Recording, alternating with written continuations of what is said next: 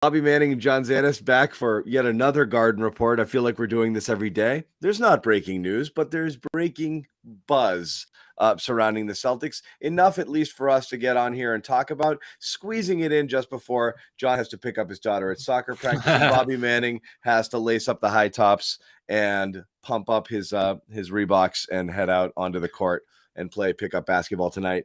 But there's some fun stuff to talk about. A lot coming courtesy. There's a little bit of Kevin Durant stuff coming out earlier in the day from Adrian Wojnarowski, but a really good, very detailed report from Keith Smith of Celtics blog, colleague of Bobby Manning's, and very cool stuff just kind of surrounding a lot of the pieces in and around the Celtics and things that could be moved. We also had Bobby Manning talking to Danilo Gallinari earlier today at an event. We'll talk about that. And Kyrie Irving lands in Dallas.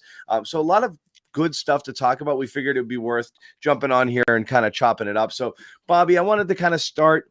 I know Durant is the biggest name, but I wanted to start with kind of what I believe was the biggest nugget out of Keith's story, is that Grant Williams, who is many deem untouchable, not untouchable, many deem safe. There's always been the assumption Grant's coming back. They'll figure it out. They'll split the difference in the middle. And according to Keith and according to sources in his report, Grant's looking for $18 to $20 million a year next year, wants to play more. Maybe this isn't the place for him. Him signing here or returning is far from a certainty. And I would totally understand it if his goal is to kind of dig in and establish himself as a kind of a bigger entity than he is now. I mean, he's obviously playing behind a bunch of players. The Celtics extended Al Horford. I'm not sure what his path to starting is. It could be here next year alongside Rob. You never know if Al were to move to the bench as he kind of continues to get older and plays out last couple of years of his extension. But this one is interesting, Bobby, and this is one I've kind of been kicking around for a bit as a possibility. If the Celtics really start to believe that he's going to walk for nothing, you might have to entertain getting rid of him, even if it does disrupt chemistry or possibly even, makes you worse. You do have to always be looking to the future, right? And you have to make sure that if you lose an asset, you're getting something back in return. Yeah, and you always have to assess how much value your guy has, and I think that's probably what's going on here. You also see Derek White mentioned in that piece, calls coming in about him. It doesn't seem like he's a guy who would move, but kind of shows what goes on this time of year in terms of everybody weighing everything. I think the Celtics have pretty much been in contact with every team in the NBA over the last couple weeks here, which is pretty normal. You always wondered in the back of your mind whether Grant was going to be a possible movement piece at this point, though, because you've heard they're not going to move a rotation guy, that they're just going to tinker around the edges, and you certainly think that they would love Grant because going back to the summer, I think they made a serious effort to re-sign him in the low teens, which still seems like a feasible place that they could sign him this offseason. The only difference is you have Jaylen Brown on a trajectory to potentially make supermax money now. So does that price out Grant as you start to stack up your books and what your team might cost into the future? Then you might be looking at the possibility of can you get a replacement right now? That's a huge factor, I think. And then can you sell high on Grant right now? I think that's less of a possibility than, say, the end of November when he was shooting 45% from three and 50% from the field. I don't think teams view things that way. I think fans view things that way, Bobby. I don't think teams look at Grant struggling for a month and discount the body of work on what he's done in the past, what he did last year, and some of the things that he does well. I think people know what they're getting. I think you can look at, okay. I mean, look. It's a little different with Grant because he's had one great year, rather. He's never had a great year. But last year he was great. He's not great. We have, again, great. This is how Phenomenal was born. Grant Williams has never been great, and he'll never be great. Last year he was one of the 10 most switchable guys in the league. Not great. Grant Williams is 40%, 42% from three. He's good. He's not great. Great is reserved for great. Okay, but again, this is a semantic argument. It's not a great.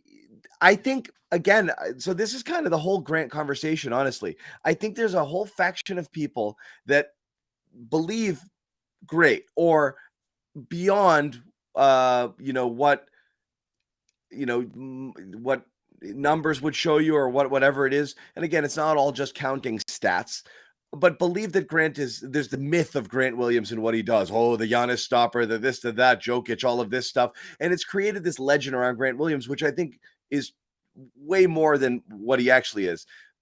What he really is a really good, versatile player that I think a lot of teams and GMs understand that and respect and value it. The question was always, at what dollar figure are you doing that? But I don't know I really don't know. The other thing is, I don't know if you're sending him to a team that believes in him and wants to keep him long term, or a team that just simply wants to clear a 3-year contract off their books, like a Derek White deal, and bring in somebody who they may or may not have to commit to next year, and that's preferable to them. So you could see taking in something that would that you could hold on to. Also, Keith's report, the source said that the Celtics might be looking exactly for that sort of thing, is replace him for someone that they can keep for a few years down the road if they're not going to bring Grant back.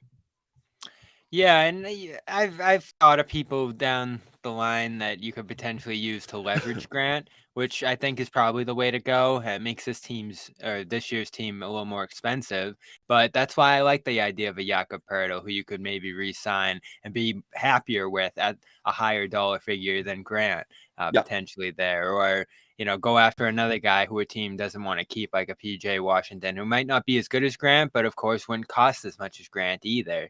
If you're trying to keep costs low, but still keep a rotation guy in there. He's in the Grant ballpark. That's exactly it. That is the Grant ballpark right there. And again, I think we have built Grant into a kind of a greater entity than he actually is. I mean, he's a good player. He's a role player. But maybe he starts on a weak team. I don't know if he's a starter on a contending team. According to Keith's report, a couple of things. One of the sources, Grant wants a lot of money. He thinks 18 to 20 is waiting for him in free agency and wants to play more, probably start, according to the source. Not sure either one of those things will happen with Boston. And then the source also continues, or a source, Brad Stevens will move Williams if he can get a comparable player that's under team control for a couple of years. So based off of that, and I know some things you've been hearing as well, you have to kind of get the feeling that the Celtics are not in love with Grant, in the sense that they also think he's fine. I think the Celtics thinking is more in line with my thinking. Good. I like this guy. He's great. Not breaking the bank for him, not making him any promises.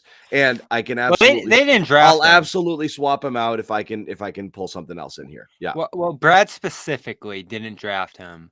Right. And he moved on from Romeo Langford from that same draft. He Yep. moved on from Carson Edwards, and who's the other guy they picked in that draft? There was another first rounder, wasn't there? No, just Romeo, just Grant. Who else did they move on from? Neesmith, another guy that they didn't pick. So he's done this with past players. None of those guys broke through into the rotation and impacted the team like Grant did. But they were also guys whose contracts were going to be heading up in a year or two, and whose value didn't hit a great point, and they traded them up into some veterans. Now, that required first-round picks in both of those cases, actually 2 in Derek White's case with the Langford trade. So you could get extra aggressive with Grant right now and try to upgrade on him, which wouldn't be easy. That's what I was suggesting. See if you can roll it up.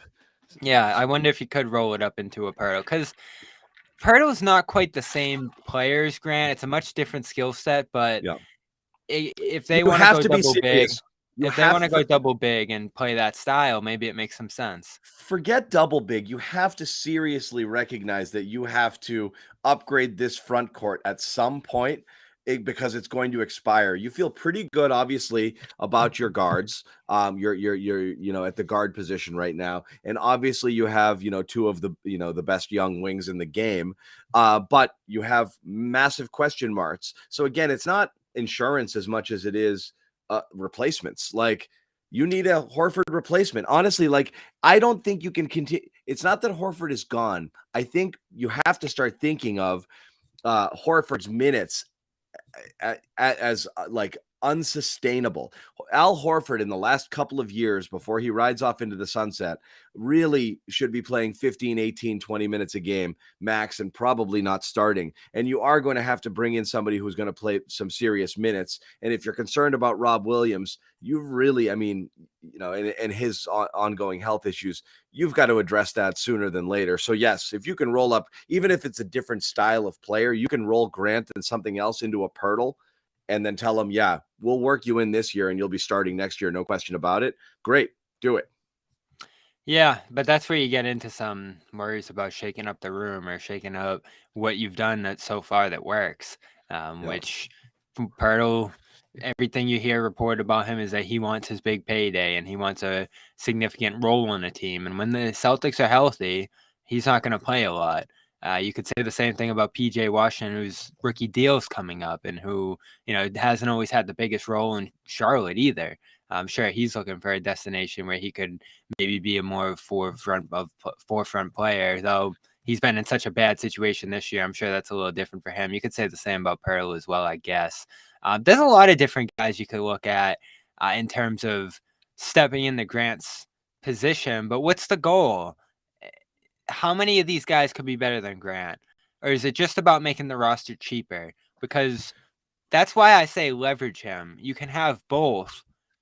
Go get a Washington or go get a Vanderbilt or go get a Pirtle in addition to having Grant this year. And if you have to say goodbye to Grant at the end of the year, that's what I said. Yes, that's what I think makes the most sense is eat it this year and then just have the option to not let Grant sit, let him sift out offers. If he gets his 18-20, you say bye. If he's still around for 10-11, you have matching power. Yeah, if you have matching power, if you want it, and if he's still around for 10, 11, 12 because he couldn't get what he thought he was going to get on the open market, you can say, yeah, let's hold on to that.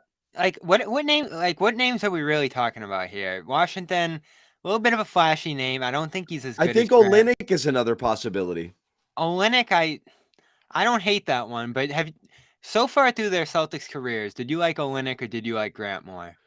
So here's the thing. It all is a matter of Olynyk is a better overall offensive player. He's not a good defensive player. When he was here, he just hacked, and everybody knows that. And if you want to have a good defensive identity, obviously when he's out there, but again, you're talking about people playing against reserves, at this point. And so, yeah, I mean, that's the type of player because he's cheaper. And you do have him for a couple of years and he fits that kind of stretch 4 position. He's got some size. That's about it, and he's a good offensive player. That might be the ballpark of what you would be looking for. I don't know if it makes you better, but it makes you better than not having either player going into the future, right? Yeah. You have to weigh everything. Everyone's looking at it straight up, but like if Grant is going to walk because he's going to be given either wanted or be given a number that's much greater than where you're willing to go, then you have to count your losses and figure out what else can I do? Yeah, like Mo Bamba, I wouldn't be excited about that. John Collins' salary is so much higher. We've kicked that around in the past. $23 million compared to $4 million is a tough bridge to gap. And if you're worried about paying Grant upwards of $20 million, I don't think you want to pay Collins $23 million unless you really love him. And they've been connected to him in the past. By the way, Kelly Olynyk is only 31. I think people think he's much, much, much older. It's amazing he's been around a decade, though. Right? He's looking great this year. You brought that up originally before the report even came out, and I didn't like the sound of it at the time, but he is playing really well. He's having an awesome year. Yeah. The only thing I can say is that you had that report today that Utah's asking prices are outrageous, and but that's Danny. You're always going to say it's outrageous. I mean, you know what I mean? It's like that's always setting the bar. It doesn't mean it's real or not real. It's just a matter of whether they feel better about having a player like that under team control for a couple of years at a manageable number, or they're just looking to clear even more space and more space and more space. But I mean, again, you're looking at a guy who's, shooting 40% from 3. He's a legit 7-footer. he's 6'10", 6'11", 12 points a game this year, 28 minutes. I mean, that's what you're looking for here. You're looking for 25 minutes off the bench, 10, 11, 12 points. And again, I mean, Grant's not far off from that, but he's not scoring as well. And you've seen a little bit of the dip, and you've seen some teams make some adjustments. Kelly Olynyk is, for what it's worth, fairly proven in terms of offensively. His numbers really don't deviate much year over year. I mean, he's kind of this is kind of who he is. You really do know what you're getting. Yeah, he got hurt last year and kind of had a rough season to wrap his Detroit career. But And I'm not advocating doing this. All I'm saying is that's a possibility. Well, no, out of all the names we're kicking around, you can play him next to Rob, which isn't the case with Pirtle. Right. You can play him next to Al, of course. Yeah. Or you could play him at center by himself in second units. And he brings a much different skill set than Cornette, who I guess you'd have to trade in that. The $12 million would probably be I mean, if you throw 4 in for Grant and then Gallinari 6, that probably gets you pretty close, if not there. So you can do it. It's just, do you want Olynyk in addition to Grant, or do you want to swap those out? And does the Jazz even look at Grant as that much value in a trade to help? Or could you substitute those with picks? There's a bunch of different ways you could go about this. And at my core, I don't love giving up Grant when he was your front man on Durant round 1, when he was your front man on Giannis round 2. That's a real piece to lose, I think, going into the playoffs when you're playing so many big bodies that you really need a guy like Grant to defend. Even Embiid, if you run into a series against him, Grant's such a useful piece. And you know what he gives you on that end. It stinks seeing him struggle the way he does offensively right now. And he's really in this deep, deep hole. And you're going to get to the offseason and face a tough decision on him. But for right now, when you're all in on this championship squad, I have a tough time parting with them. And listen, John, I was the first on the show to say he's looking for that $20 million. I don't know if he's going to get there anymore. Yeah. So can you keep him at 12, 13? Like I said, I've never thought it, but yeah, I mean, that's the thing. Yeah. It only takes one. And if the Celtics really, honestly, this was my belief. They've really drawn a line.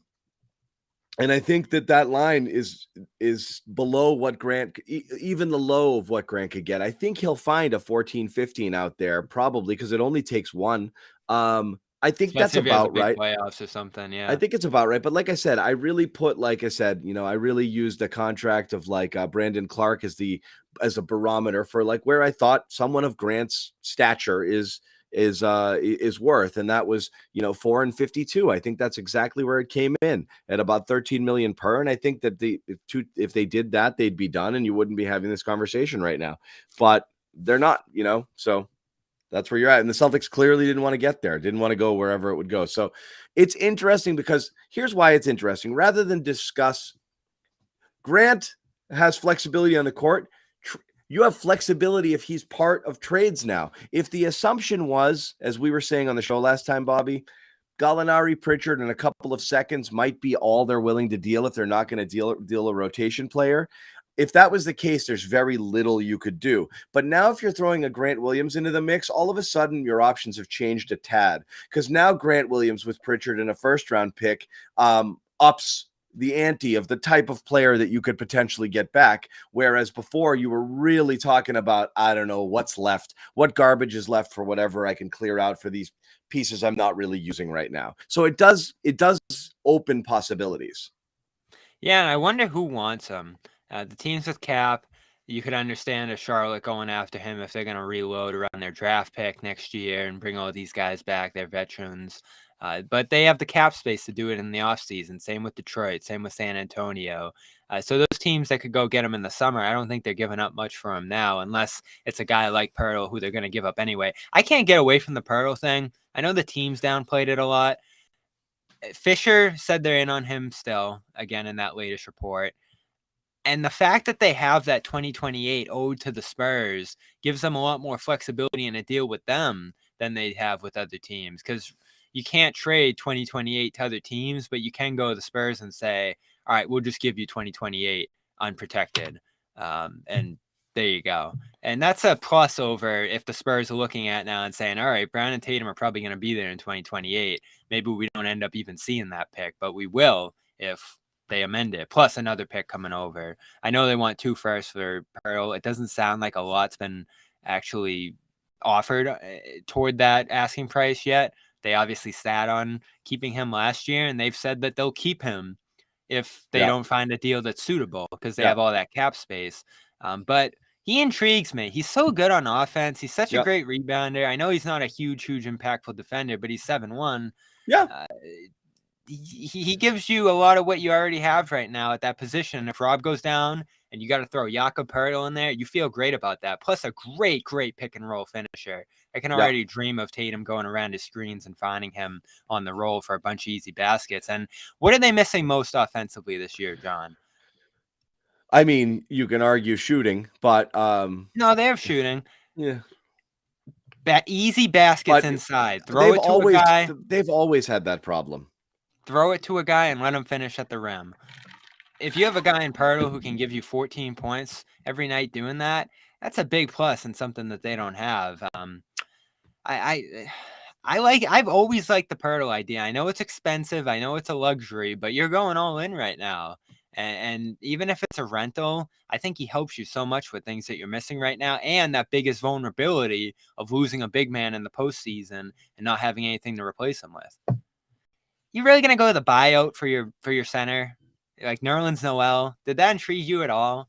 No, none of that stuff. But that's the thing is like, it really comes down to, and again, that's the thing is you don't know what Brad is thinking. You don't know whether or not he looks at this team and thinks he's got enough. You don't know how much of an eye he has on the future in addition to this year. And so the Grant stuff would make sense in that case. You don't know, just how much they're willing to give up. There's other names we've talked about as possible trade chips. It is, and I want to get to one that's very interesting in Keith's report, a player who is supposedly not available, but I actually think the very fact that he's being talked about as not available makes him available, and I'll explain that in just a second. No, because I really do. I really thought that was an interesting aspect of this. So we'll get to that in a second, but first I want to tell you about something very special. Bobby, what do I want to tell the people about? HelloFresh? Kinda. There it is. HelloFresh. If you haven't gotten this already, I want you to think about doing it. I got to go make dinner as soon as this is done. And I know, check out Josue Pavone's Instagram. Say he was rocking some heavy duty HelloFresh action today. And Josue is a big fan. Of this particular thing. It's America's #1 meal kit, and it's that way for a reason. Remember those New Year's goals you promised you'd stick to? HelloFresh is there to help you get them done. It gives you a chance to customize meals the way you want them.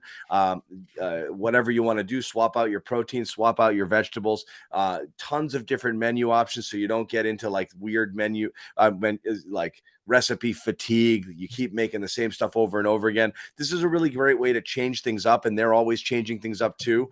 And that's really great, particularly if you're trying to eat healthy, because it's really hard to kind of keep coming up with new ideas for healthy sort of options. And HelloFresh has been great. That's the meal kit that I got, and I really dug it.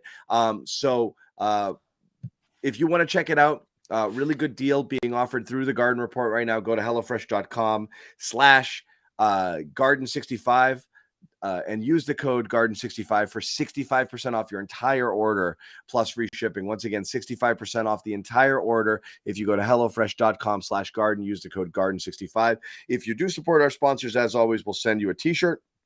That's how we do it here on the Garden Report. So another part of Keith's article I wanted to get to here, and we will get to Kevin Durant. There's not a lot of stuff on the Kevin Durant front, and we've talked about it a great deal over the last few days. If we had something to move the needle on it, we would talk about it, but there's a couple nuggets there as well. But we'll start off with Derek White. This is another interesting part of Keith's story here on Celtic Blog. Rival teams are calling Boston about Derek White, and only, as Keith says, only to be shut down. One team who inquired says, "We thought with all their guard depth that White might be available. He's not untouchable." Uh-oh. Bobby, take it 1 second. Yeah, so Derek White, in this report, as John was saying there, they've received calls on him. Keith reported, and they're not I don't think they're looking to move a White. They just paid an ample amount last trade deadline to go get him in 2 future first round pick rights as the Spurs, plus all those players that they sent out. He's been a big part of what they've done. Keith says Clippers, Mavericks before the Irving trade, Magic and Nuggets among the teams to call on White. None of the talks got particularly close. Boston wants win now players and at least one first round pick in exchange for White. I don't get it. Like, teams are calling them, I guess, and they're trying to leverage the fact that teams are interested in a guy like that. And maybe if someone blows them away, I mean, someone came calling with 3 firsts and a real rotation player. I guess you have to listen to that on White, but I don't think they're looking to move him. So I don't necessarily think they're looking to move him. I did I think they're keeping every avenue open. I find it interesting that it's being that the inquiries are there.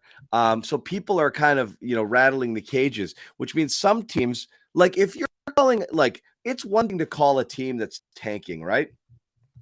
And be like, can I pick your bones? It's another to call a team that's a title favorite at this point and say, could you part with a key player? Unless you're willing to come to the table with something real, right? And so the interesting part about the report is not just only the teams have come knocking, but that, and again, I'm sure you kind of pointed this out here, is that, they're saying they've set a price no one's going to meet, but they need to. He's not untouchable. Okay. One team said not untouchable, but they would need more than what they gave up to get him. So it is interesting that a price exists for Derek White. And if some team were willing to meet it, which would include a different type of player and a first, they would consider it. So it's now interesting that you're almost the possibility of undoing the White trade to get back a first round pick for another player. This is what I've always thought. When you brought Brogdon here, it did feel like a bit of redundancy. And obviously both Brogdon and Smart have shown that they can't stay on the court all the time. So they've both been hurt a bit. Smart because of his reckless style of play, and Brogdon just because he's been one of those guys that suffered injuries. Luckily, you haven't seen that from Brogdon yet this year. But White's a rock, and his versatility and his ability to play both guard positions and guard multiple positions on the floor has been huge for the Celtics. So I understand why they would want to keep him given what's gone on here. But again, if you can roll it up into something bigger and better, or do something where you might be able to get some other things back and some assets into the future, it's not a terrible thing to consider. It all comes down to how disruptive are you willing to be. Yeah, you consider everything. I think you start these conversations to potentially have more in the offseason. I think that's how it goes this time of year. So I think the Celtics could be in position to make much more substantial changes in the summer if things don't go right this year, particularly with the offense. And White's a guy who I think increased his value this year. He's been awesome, I think. And you see the potential on a night like last night of what he could be when he's the frontline piece in an offense. And I've talked to people all year about that. Like, what's preventing him from going and getting the ball more and making plays? Because I don't love when he's just hanging around the perimeter, catching and shooting the ball. Not one bit. Yeah. So last night, I thought he was awesome. I think he's been great for much of this year, and his shot has improved too for much of this year outside of one cold spell. Great defense, great rotation piece. I still think they're figuring out how to perfectly use him. But I don't see them moving on from him right now, unless they're blown away. And that's sort of the nature of this deadline for the Celtics, is they're keeping everything open. I know that, but that's what's interesting to me, Bobby, is like the narrative when stuff doesn't get done is, see, I told you they weren't going to trade anybody. But that's just because trades are hard. It doesn't mean that you're not actually looking. There's no way that the Celtics aren't looking to see what Derek White can get them, what Grant could get them, and whether or not Kevin Durant is available. Because if you're not doing that, it's just you're not doing your job. It's silly to not do that. This notion that Brad's going to be like sitting like this with his arms folded through the trade deadline because his team's good. That's not how it works. I saw one of our commenters was like, Brad should take a vacation this week. There's nothing to do. It's not how it works. You got to shake the trees. Yeah. And they have. I think they're looking everywhere for anything because they have some needs. And I said this a couple of days ago. they have some work to do at this deadline. I look at the roster right now and what they're getting out of the deeper end of the bench, the minutes that they're playing Jason Tatum, and their overall struggles offensively since really late November. They've gone back to some of their dysfunctional tendencies on that end of the floor. They could use some help. I think they could use a shakeup. And I think there's a lot of players on the end of their bench, Payne Pritchard, Sam Hauser up until yesterday, Danilo Gallinari, of course, who we'll get to. These guys aren't helping them much. And I know you're going to sit there and say, oh, if Smart goes down, you love having Pritchard, or if Brogdon goes down, it's great that you have Pritchard to plug in right there. If Pritchard really wants out, and it seems like that was kind of overstated in that podcast, so who knows? I think so too. He's certainly made his wishes known to front office, whatever those are. Yeah. I think you look at packaging and consolidating a little bit at the back end of the roster. I mean, you have a guy in Justin Jackson back there, not to say the 14th and 15 guys are important, but he doesn't play at all, ever. He has no role on this team. So I think you need more pieces back there, or at least one piece you can consolidate and then just find whoever to fill out the rest of the roster, much like you did last year in acquiring White, to make your rotation a little bit more foolproof come playoff time. Like, I think you're missing a ninth man right now. Like, who's the ninth man on this team? That's the thing. Hauser, and then he slipped. What was the beauty of Gallinari? Exactly that. Yeah. That was it. The beauty of Gallinari was you got your ninth man, which was like, okay, this is a rotation that's going to be interesting. You don't have more minutes than this to give around. But if you look at the guys in the 7 through 9 spot, the minutes you're going to give them is exactly the minutes that they need. And you feel pretty good about it. And that kind of went away. And when you have an injury or two, you're rolling it up. The fact that Jason Tatum is playing 2 more minutes per game than he did last year is insane to me right now. This is something that you have to find a way around this right now. Yep. And I know it stinks with Gallinari. I know everyone wanted to see him play here, but you're making $6.5 million and you're probably not going to play this year. It's tough. I know it's going to stink for him. I know it's going to stink for them if they do it, but it's $6.5 million to use in a trade. And he's got a player option next year that you maybe don't know if you want back on the books or not. Right. I'm not saying you have to get rid of Gallinari, but if there's something that makes sense, you got to do it. Because I don't think you just hold on to him on the prayer that he can play this offseason or that he's going to come back next year. It's so unfair to Gallo. Yeah. I think you have to explore that fully. Of course you do. It's once he got hurt, it's Gallo's salary. He's no longer a player on the team. He's never played a minute here. I like the guy. I love the fact that he's busting his ass to get back. I love the fact that he wanted to be here. It's a real bummer if he never gets to play a game. But if he can't, you got to move on. That's just the business. There's not a matter of like fairness here, Yeah, and when I talked to him today to get a sense of where he's at, it doesn't seem like he's close. He seems doing a lot. But he said he doesn't know whether it's going to happen or whether it's not. It's out of his control, he said. So, yep. And he understood too. He's been traded in the past. He understood what happened with the injury. And he even said, every team around the league and this team knows what the ACL recovery entails. So I don't think he's going to be, I know he won't be happy or thrilled about it, but I don't think he's going to be personally affronted if the team needs to do something to move on from him. He's shown that he's going to do everything he can to get back quickly. I think that shows some good faith on his part, and I'm sure they'll communicate to him what they have in mind. But he said as of today, he hasn't heard anything on the trade front. So he hasn't had any communications with the team that they're working on anything with him or that it's possible that he's going to move. So I could see it. But I know they also had hopes for him playing here at one point. So if there's nothing that makes sense, I don't think you just dump him because maybe you can get him back next year to help you. That's the beauty of those 2-year mid-levels is that you get another one this offseason and you get to keep him on the books at that figure this year too. So we'll see what happens here. I've been in favor of it if it makes sense, but it's possible that they just hold on to him if there's nothing to do with that money. Yeah, absolutely. And again, Gallinari on the deadline is as this quote here. This quote is from Bobby, who caught up with Gallo today at a community event. I've been in the league years. Whatever happens, happens out of my control, focusing on my job, taking it day by day. So again, pretty boilerplate stuff. He doesn't know, but I do believe that he would understand how this works. He's been around long enough to totally get it. He's a pro. So, if he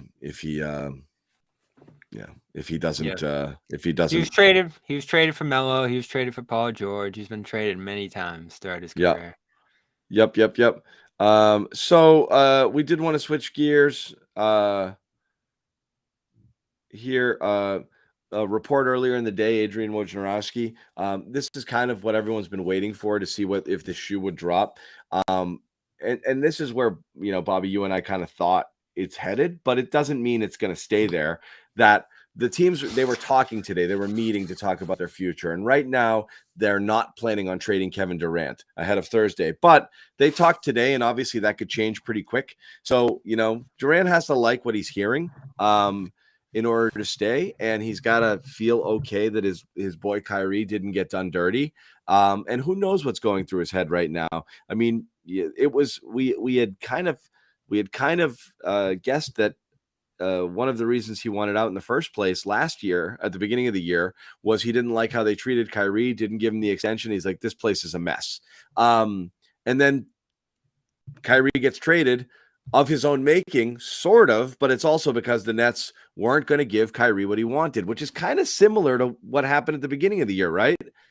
The Nets weren't going to give Kyrie a guarantee at the beginning of the year, make him play out his deal. And then halfway through the year, they were going to give him a guarantee. They were going to give him a contract that didn't have full guarantees and had stipulations in it. Kind of in the same boat, right? So if Durant didn't like it then, I don't know what he likes now. Unless just the benefit of having been around Irving for a few more months, he was like, yeah, you guys are actually right. He's a friggin' whack job. And it probably made sense to get rid of him. But I don't know where his head is at with that. He declined comment leaving the arena last night. We have no clue where Kevin Durant's head is. And the second he says, yeah, I don't want to be here anymore, it's on. I'm sure he's not thrilled with it. But I still think he rides it out. Yeah. The reality is this, let's say Tuesday, 2 days for him to figure it out and for them to find a destination. And they spent a long time scouring over that last offseason, and it proved difficult to find a return that made sense for him, given his stature and given where they stand with their own draft picks being gone and all of that. So I don't think time's on their side. I think they're focusing on doing whatever they can to upgrade this roster right now, which I don't know what that would be. The Toronto thing didn't make sense to me. Any one of those players, I don't think makes sense for them right now. They need creation. They need guys that can set up Durant and make life easier for him. That's still why I'm kind of confused why they didn't take a longer look at that Chris Paul thing. But we'll see what happens here. I obviously like this roster. I understand why Durant looks at it and says this isn't what I signed up for. But I think everybody just needs to give this a chance for the rest of the season, see what they're able to accomplish, and it's much, much easier to trade Durant in the offseason. Plus, I don't think Durant has the leverage to ask out, even if he did, and that's going to make him look bad again. I think it's going to create an awkward situation when he needs to return, and he knows he's signed through 2026. Yeah, like there's just no. Irving was a free agent this summer. He had the ability to say, "I'm going to walk." Durant can't do that. Yep. So he can make a huge stink, but I think that's going to make him look worse. We know he cares about his legacy and how he's perceived. And I think he's just rolling along with this right now. He's still recovering from his injury. I think you close the season and then see what happens next year. I think that's the play. I think that's his play. I don't think KD moves. I, in fact, don't even think there's very serious chatter in the next 2 days, but you don't know. Yeah. And I don't love this team's potential. I mean, potential of competing with a fully formed Bucks squad or a Celtics team at its height, but you can get to these finals with the team you have if Durant's playing at his best, and then maybe you catch a break there. That's always what it takes in the postseason. I don't think like Chris Middleton gets hurt. Yeah, and I don't think that's substantially different than where they stood with Irving. I know they won 18-20 with him, but that was more of Durant than it was of Irving. And I think you can get a lot from Dinwiddie. I still think Finney-Smith's a huge addition. Yep. I really do. And then you have picks to play around with. So we'll see what happens. I gotta move this along, Bobby. So I want to hit one more thing here. We don't have any. Obviously, another thing we have going on is the Celtics TPE as well. $5.9 million Dennis Schroeder. There's a few candidates you could talk about there. Nothing incredibly sexy. We were talking a little bit about Kyrie Irving. I've always been a big Vanderbilt guy, by the way. I'm very Yeah, a lot interested of to see what people he's gonna love go that. for. Talking about Kyrie Irving, Kyrie goes to Dallas today and tells his side of the story, what happened with Brooklyn. Listen here. You know, the reporting and the journalism that was going to come out of why I left, I knew that was going to be speculation.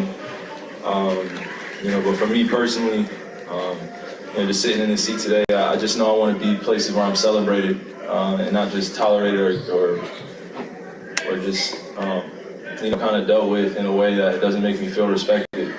And there were times throughout this process when I was in Brooklyn where I felt very disrespected, and my talent, I work extremely hard at what I do. No one ever talks about my work ethic though. Everyone talks about what I'm doing off the floor. So I just want to change that narrative, write my own story, and just continue to prepare in the gym. And now that I'm in Dallas, just focus on what I can control, like I said. And you know, I'm always going to be close with those guys in Brooklyn, just like I'm close with guys in Boston, just like I'm close to guys in Cleveland. You know, it is a team competitive sport, but we care about each other's families way more off the court. So I know the relationships will extend off. He'll always have those relationships. Always. He will. Not a ton to say about it. I wanted to play it for you all here. Go check out the full press conference. We have it over at CLNS Media. We could go on and do a Bible about this, but it just doesn't really matter. But a memo, if we have any viewers from Dallas, a memo to you. We already know how this ends. Okay, the ending has been written. It is simply a matter of when that ending comes. But soak up the good rays and the good vibes right now. It's gonna go horribly off the rails sooner than later. And just well, day one, you already had a controversy. Him deleting the apology. Day one controversy, boom, right out of the gate. It finds out. I think it was Sam Amick. I think with the Athletic report, was it Sam Amick reported that that apology over the thing that was the controversy this year that he finally posted out there on Instagram. Taking accountability for the anti-Semitic stuff. It's gone. It's off Instagram. So screw you, Brooklyn. I'm out of here and I don't apologize anymore. Have fun with that. We got to wrap it up. As we said, we've got to get moving, but we will pop back on here should there be any breaking news later tonight. We're back for the Celtics Sixers tomorrow and a trade deadline show Thursday at 3 p.m. So make sure to check all that out. Subscribe to our YouTube channel here. Go check out the Gallinari interview too. And check out Bobby's Gallinari interview on clnsmedia.com. That is fresh. That is on the site. So check that out. We will be back with you guys tomorrow. Thanks for hopping